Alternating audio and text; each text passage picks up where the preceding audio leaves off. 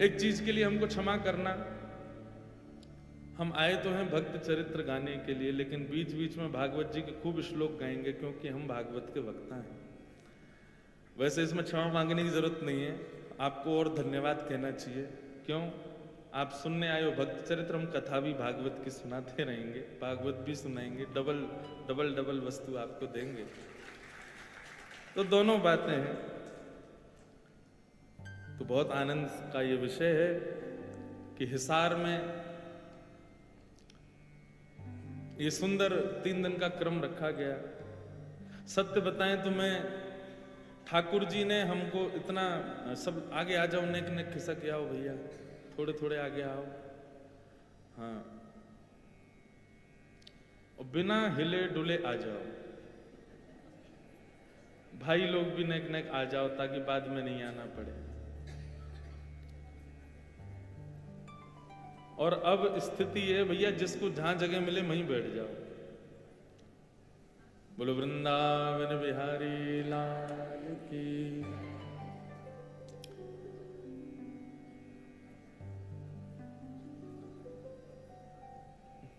तो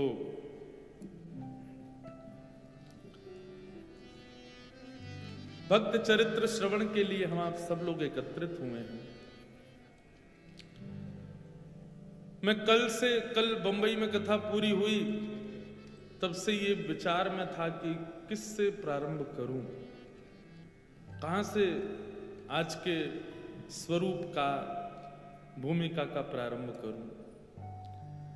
परंतु मैंने एक चीज अनुभव की है अपने 8 वर्ष के व्यासपीठ की सेवा में, मैं जब जब विचार करके गया तब तब कथा उल्टी हो गई, जो विचार करके गया वही नहीं बोल पाया। तो इसलिए अब हमने क्या विचार करना बंद कर दिया है, मंच पे बैठ जाते हैं, जो ठाकुर जी प्रेरणा दे दें, बस लाल जी से कहते हैं आप जो आपको भाव लग रहा हो वो आप हमसे अब कहवा देना।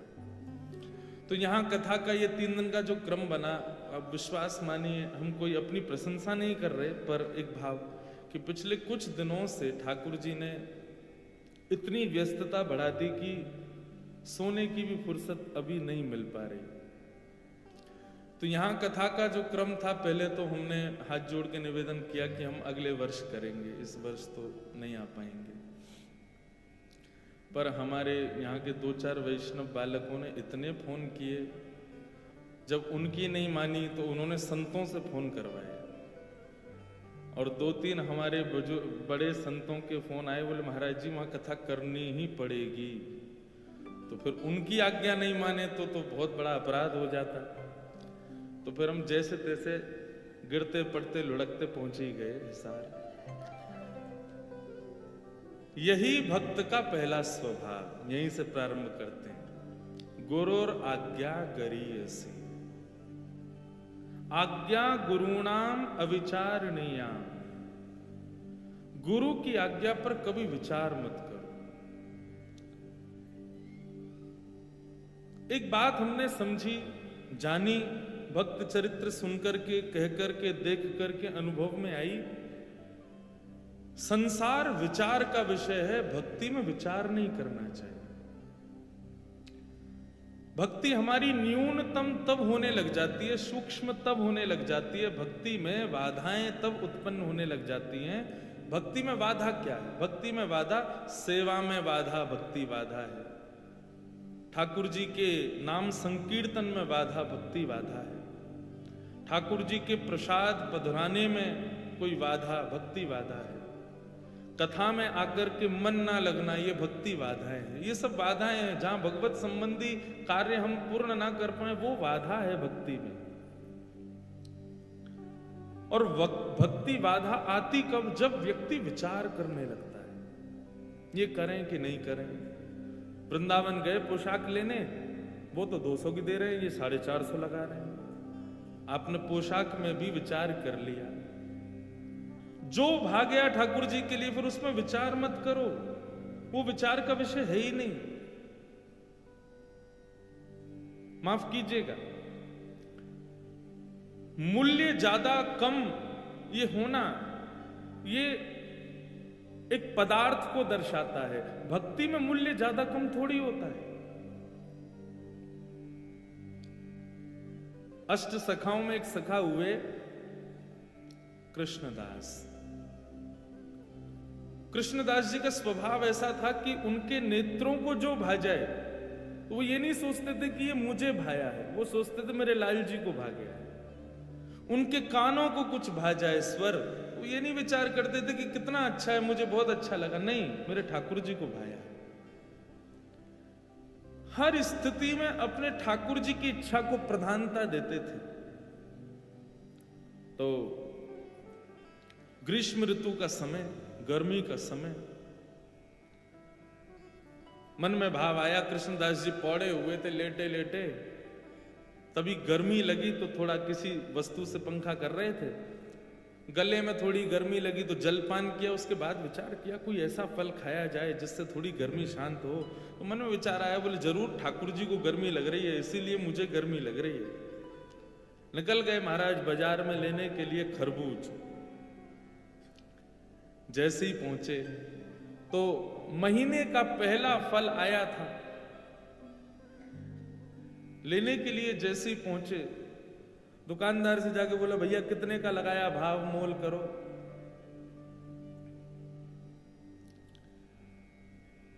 दुकानदार ने जो भी भाव था उसका 1 रुपया 2 रुपया बताया, बोले इतने का है, लो। यहां कृष्णदास जी खरीदने लगे, इतने में ही राजा के सैनिक आ गए। सैनिकों ने आकर कहा, बोले नहीं, महीने का पहला फल है, पहले राजा की सेवा में जाएगा, बाद में किसी मंदिर मठ में जाएगा। कृष्णदास जी बोले यहां तो हमारे लाल जी की नाक कट जाएगी अगर ये फल राजा के यहां गया तो। महीने का पहला फल है, ठाकुर जी की सेवा में जाना चाहिए। अब इनको प्रवचन क्या सुनाऊं मैं? ये राजा के यहां रहने वाले लोग, इनमें बुद्धि विवेक तो होता नहीं है, केवल तनख्वाह के लिए राजा की जय जयकार करते हैं। हमारे यहां तनख्वाह थोड़ी देते हैं ठाकुर जी, हम तो फिर भी जय जयकार करते हैं। ये राजा के लोग, इसको क्या समझाऊं मैं? कृष्णदास जी उनको समझाते तो बात बिगड़ जाती। कृष्णदास जी ने बोला भैया देखो, पहले हम आए तो हमको देना चाहिए। दुकानदार बोला पहले आप आए हो, लेकिन अगर इनको नहीं दिया तो ये दंड दे सकते हैं मुझे, राजा के लोग हैं, मैं तो इन्हीं को दूंगा। कृष्णदास जी बोले अगर हम तुमको दुगना रुपया दें तो, 1-2 रुपए की चीज की अगर हम 5 रुपए दें तो भी नहीं दोगे? तो उसका मन थोड़ा लोभ में आ गया। उसने कहा भैया देखो, आप भले ही राजा के यहाँ से, लेकिन राजा सबका भला चाहता है ना, अगर इनकी वजह से मेरे घर की रोटी बढ़िया आ जाए तो फिर मैं इन्हीं को दे देता हूं, ये 4 रुपया दे रहे हैं। राजा के सैनिकों ने कहा हम पे कोई कमी है क्या, हम 10 रुपया देंगे, लाओ अब हमको दो। 10 रुपया बोला तो कृष्णदास जी बोले हम 15 रुपया देंगे। अच्छा एक और बात बताऊं, जेब में लाए 2 ही रुपया थे कृष्णदास जी लेकिन भक्ति में विचार नहीं करना होता ना, यही तो हम सिखा रहे हैं आपको। लाए 2 ही रुपया थे, लेकिन बातें देखो। सैनिक बोले भाई राजा की नाक कटेगी, सुनो 20 रुपया देंगे, फल हमको दो। कृष्णदास जी बोले 25 देंगे, बिना विचार किए हमको दो। करते करते करते महाराज मोल पहुंच गया 90 रुपए पे।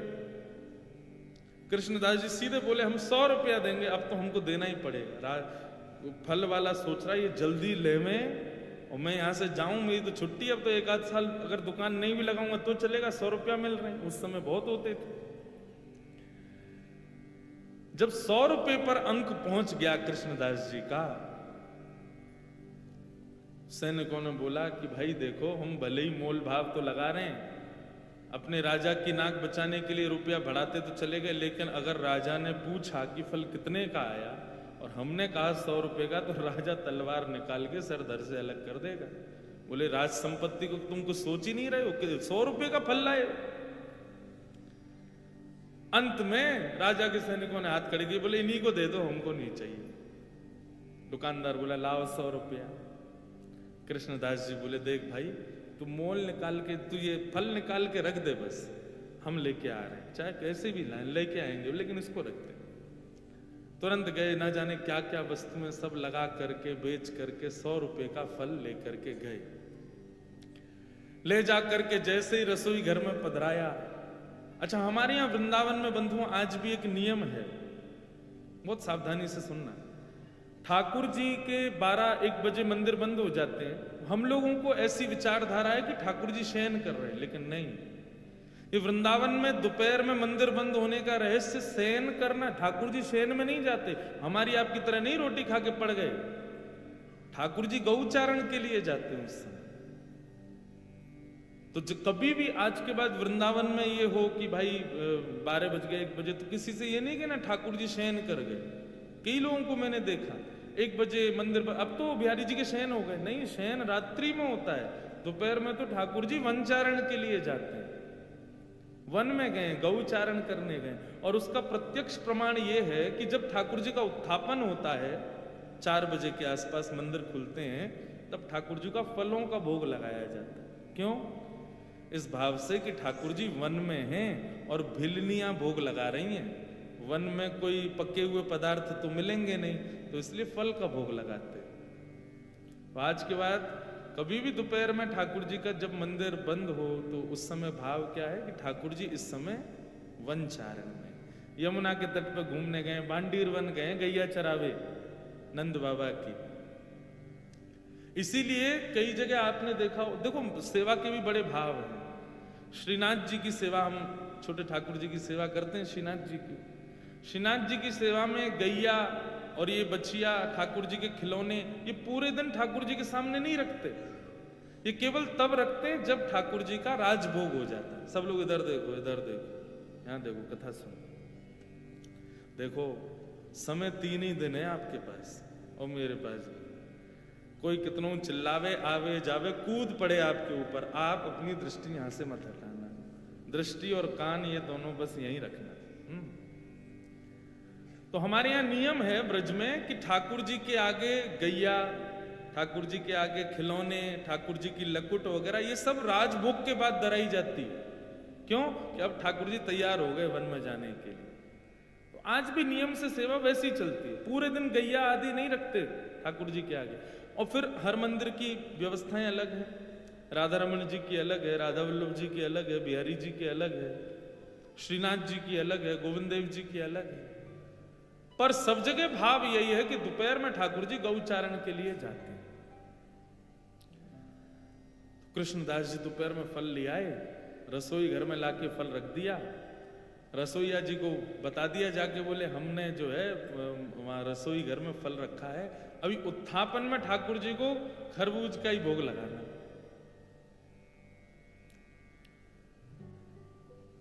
कृष्णदास जी बड़े प्रसन्न थे कि भैया महीने का पहला फल ठाकुर जी की सेवा में आएगा, ठाकुर जी पाएंगे, आनंदित हो जाएंगे। रसोईया स्नान ध्यान करके जैसे ही रसोई घर में गए,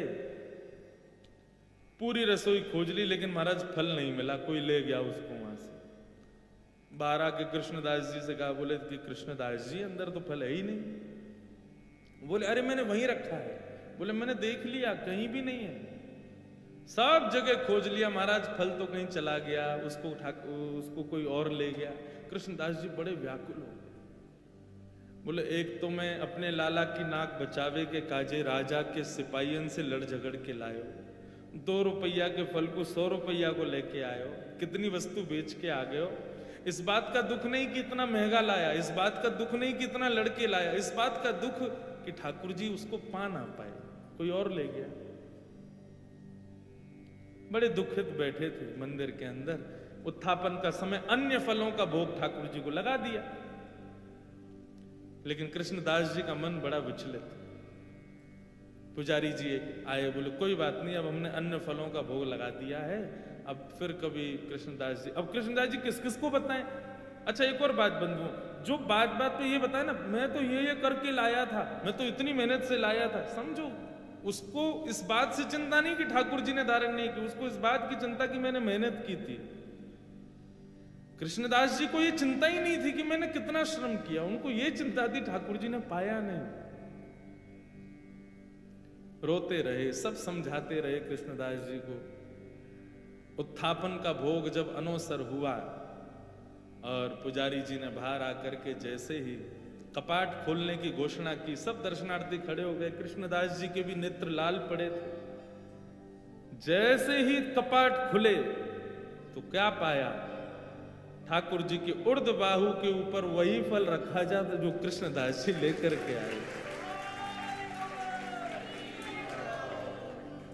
रसोईया लाता उससे पहले ठाकुर जी रसोई घर में जाके ले आए उस फल को और अपनी भुजा में ला करके धारण कर लिया। जैसे ये दृश्य कृष्णदास जी ने देखा, मूर्छित हो गए, भाव में प्रवेश कर गए और ठाकुर जी के बार बार बलैया लेने लगे। जय हो नाथ, साचो प्रियतम आप ही हो, बिन गोपाल को नहीं अपनो, जासों कीरत रहिए। सूरदास जी कहते हैं संसार के प्रेमी लोग कितना भी प्रेम का आप उनके सामने बखान कर दो, कितना भी अपना प्रेम उनके सामने उजागर कर दो, कभी ना कभी उसका त्याग कर देंगे। लेकिन ठाकुर जी आपके प्रेम को हृदय से लगा करके रखते हैं। इसलिए मैं कथाओं में कहा करता हूं, ठाकुर जी को 56 भोग प्रिय नहीं, ठाकुर जी को इत्र प्रिय नहीं, ठाकुर जी को चंदन प्रिय नहीं, ठाकुर जी को दुनिया भर की पोशाक प्रिय नहीं, सोने चांदी हीरे जवाहरात प्रिय नहीं, अपने प्रेमी भक्त का भाव प्रिय। उसका भाव कैसा?